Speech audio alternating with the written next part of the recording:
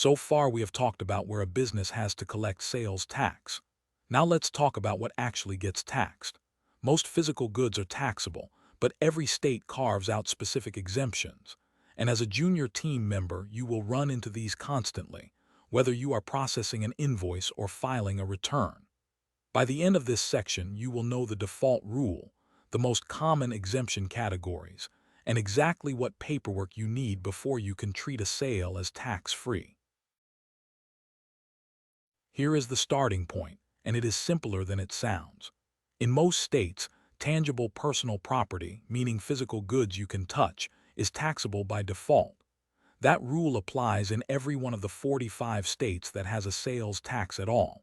Services, digital products, and food are much less consistent, and states treat those very differently from one another. But for physical goods, assume taxable unless a specific exemption applies. If you remember one thing from this section, remember this. Exemptions are not automatic. They are specific carve-outs that a state grants, and no two states have identical rules. If nothing on record proves an exemption applies, the sale is taxable.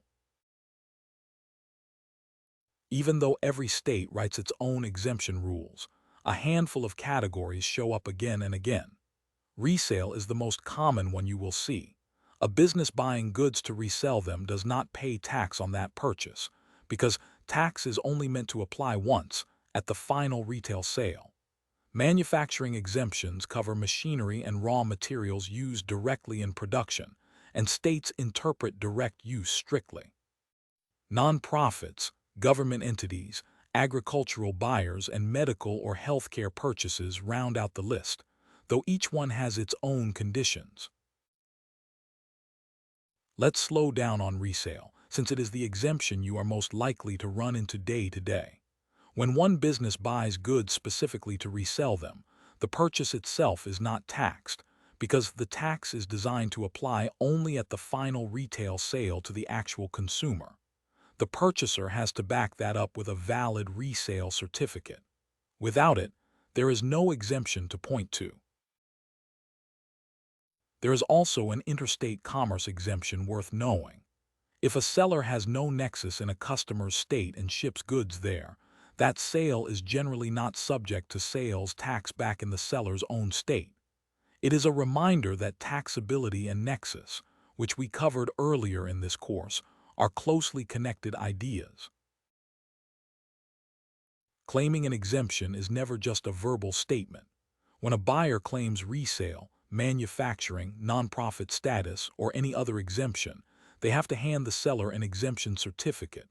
Once the seller has that certificate on file, the seller is off the hook for collecting tax on that sale, and the responsibility shifts entirely to the buyer. Timing matters a lot here. The certificate has to be obtained at or before the sale happens.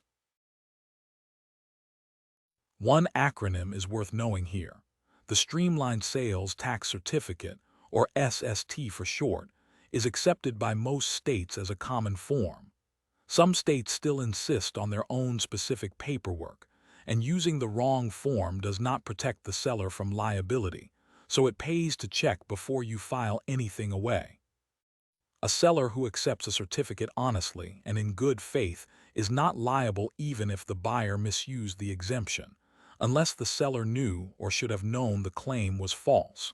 And certificates are not a file-it-and-forget-it job. Depending on the state, you need to retain them for 3 to 7 years, because an auditor will absolutely ask to see them. Let's bring it together. Physical goods are taxable by default in every sales tax state, and exemptions only apply when a state has specifically granted one.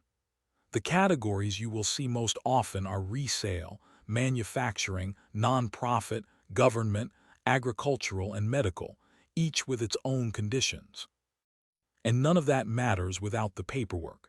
An exemption certificate has to be collected at or before the sale and kept on file, because that certificate is what actually protects the seller.